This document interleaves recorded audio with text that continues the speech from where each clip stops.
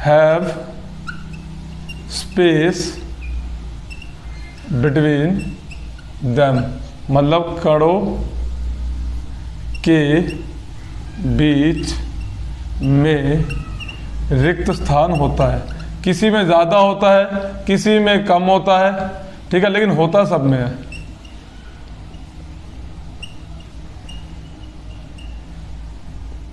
दूसरा, particles are continuously moving, मतलब कण निरंतर गति में रहते हैं। किस में रहते हैं? गति में रहते हैं। इसको थोड़ा हम समझेंगे।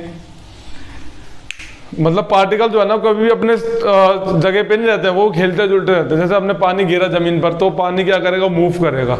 तो मतलब उसके जो पार्टिकल्स है वो क्या है? मूव कर रहे हैं। गैस है, एक गैस का पार्टिकल यहाँ है, वो थोड़ी देर में आ जाएगा। जैसे हवा चलती रहती है तो पार्टिकल क्या कर रहे हैं? मूव कर रहे हैं। सॉलिड में बात आती है, सॉलिड में पार्टिकल्स क्या होते हैं? अपने ही जगह पर वाइब्रेट करते हैं, ठीक है, क्योंकि उतना स्पेस तो है नहीं उसके बीच में, और उनके बीच में फोर्स ऑफ अट्रैक्शन ज़्यादा होता है, तो वो क्या करते हैं? अपने ही जगह पर क्या करते हैं? हल्का वाइब्रेट करते हैं। लेकिन हर पार्टिकल्स क्या होते हैं? कॉन्टिन्यूसली मूविंग होते हैं, जिसकी वजह से उनके अंदर काइनेटिक एनर्जी होती है, ठीक है। कण हमेशा निरंतर गतिशील में रहेंगे, कण निरंतर गतिशील में रहते हैं, जिसकी वजह से उनके अंदर गतिज ऊर्जा आती है। कौन सी ऊर्जा होती है? गतिज ऊर्जा, ठीक है। इसी में एक वर्ड आता है डिफ्यूजन, हिंदी में बोलते हैं विसरण। बहुत बच्चे को पढ़ लेते हैं, लेकिन एक छोटा सा टॉपिक समझ के उसको भूल जाते हैं, लेकिन पेपर में, टेस्ट में इससे रिलेटेड ये नहीं आएगा डिफाइन डिफ्यूजन, लेकिन इससे रिलेटेड क्वेश्चंस बहुत आएंगे। लेकिन मुझे डिफ्यूजन वर्ड का मतलब तो पता होना चाहिए कि वो होता क्या है, तभी तो से रिलेटेड क्वेश्चन का आंसर दे पाऊंगा। डिफ्यूजन होता है इंटरमिक्सिंग ऑफ डिफरेंट types